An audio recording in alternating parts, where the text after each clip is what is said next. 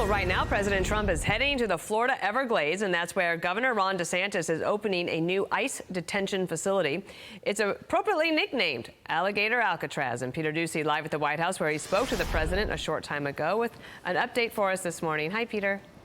Yes, Dana, alligators can actually run pretty fast, up to 35 miles an hour, just not for a long time at once. And a few minutes ago on his way to Marine One, I had a chance to ask President Trump about this new idea, putting a bunch of alligators around a bunch of detainees. And with the Alligator Alcatraz, it's the idea that if some illegal immigrant escapes, they just get eaten by an alligator or a snake or something? I guess that's the concept. This is not a nice business. I guess that's the concept. If the snakes are fast, but alligators we're going to teach them how to run away from an alligator, okay? If they escape prison, how to run away. Don't run in a straight line. Look like this. And you know what? Your chances go up about 1%. Okay? Not a good thing. DHS has posted this photo of alligators in ice hats to their page on X. They seem to be unbothered by environmental lawsuits, like one from the Friends of the Everglades and the Center for Biological Diversity, which says in their suit, this scheme is not only cruel, it threatens the Everglades ecosystem that state and federal lawmakers, taxpayers rather, have spent billions to protect. But the swampy lot being used is central to the whole idea. Well, look, when you have illegal murderers and rapists and heinous criminals in a detention facility surrounded by alligators, yes, I do think that's a deterrent for them to try to escape. There are 5,000 beds. The idea is to try to start detaining people there as soon as today. They are using money for this facility that was previously set aside to house migrants in New York City hotels, and officials are telling us there is one road in and only one way out, which would be a deportation flight. Dana? All right, Peter Doocy, thank you. So let's get more on this now. James Uthmeier is the Attorney General in Florida. He's down there on scene. And, sir, thank you for your time. Got a bit of a delay here on the signal, but let me show viewers the details here for where you are. You got 39 square miles. You got 10,500 feet of runway. You got 5,000 beds. Let me come back to that in a second. Surrounded by the Everglades, low cost, on an airport that was built, I believe, in 1968. You're down there. What's it look like? I tell you what, we're here, we're ready to go, waiting on the president to arrive shortly. This is an old abandoned airport facility, a lot of concrete here. As you said, it was developed decades ago. It's a pretty cool site. We've been trying to think about what to do with it, and President Trump gave us the idea. I know he's got an affinity for reopening the original Alcatraz, but I think this is the better site. Again, we'll have thousands of beds up and running this week. 39 square miles, completely surrounded by the Everglades. There is nowhere to go, nowhere to hide if you get out.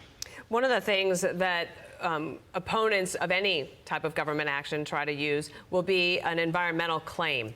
And I think it was yesterday or over the weekend, there was a claim, a lawsuit filed that said this is going to hurt the Everglades. I asked Tricia about that yesterday. Here's what she said. We will keep moving forward. This is a lazy lawsuit. This land has been developed for over a decade now, so these environmental concerns have been fully handled by the state of Florida for over a decade, and we will continue to move forward. This facility will add an additional 5,000 detention beds. Those detention beds are crucial operationally so that we can really turbocharge our arrests, detain these individuals, and get them out of our country. As the Attorney General of Florida, could you characterize the lawsuit and how you'll fight back? These are sham lawsuits. This area has been developed for years. This temporary light infrastructure is not touching the Everglades at all. My office will fight it in court. We're going to move full steam ahead to help the president. And I'll tell you, one unique thing that I don't think gets talked about enough with this site is it's not just about the detention.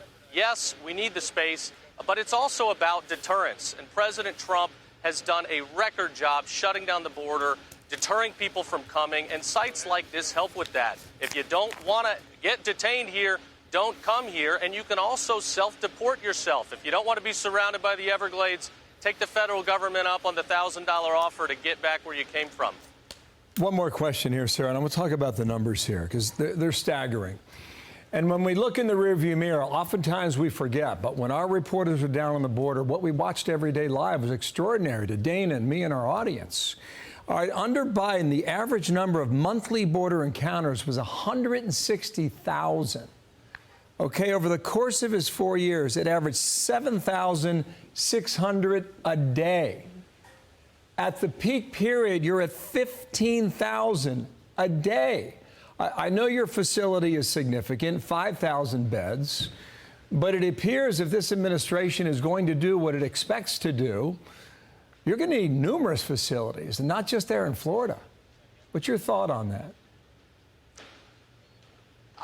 I agree with you. I mean, this is just the start. We're going to have other facilities here in Florida. We're happy to work with the federal government to serve as a pilot where hopefully other states can come on board. We've got to get the flights going out quickly. We're going to help President Trump do that. And again, the self-deportations, I think, is another thing that's not getting enough attention. People don't want to be locked up in the middle of the Everglades. They have the opportunity to deport themselves out on their own. Just this morning, we arrested another 20 criminal aliens in the Hillsborough County area before 7 a.m. So the numbers are going to tick up if we're doing the job. We've got to get more space. We will do that, and we will deport them as quickly as possible. One last quick question from me. What do you anticipate would be the average length of stay for a criminal illegal migrant at this new Alligator Alcatraz? Yeah, you know, this is not designed to be long-term. So, I mean, we're talking days, weeks, maybe months here. You know, obviously the courts care all about due process now before people go out, even though not one person said a word about it when people were coming on the way in. They just gave them a piece of paper and said, show up for your court date in a year, as if that was going to work. But we will have lawyers on site. We'll have some of our guardsmen deputized to serve as administrative judges. We're going to get that paperwork done quickly and work to get them out as soon as possible. This is not supposed to be a long-term place. Get them in, get them out. All right, we expect the president there maybe in 30 minutes from now. We'll be watching his arrival then. Thank you for your time, sir. It's the AG in Florida. Thanks for coming on. Thank you for having me. I'm Steve Doocy. I'm Brian Kilmeade. And I'm Ainsley Earhart. And click here to subscribe to the Fox News YouTube page to catch our hottest interviews and most compelling analysis.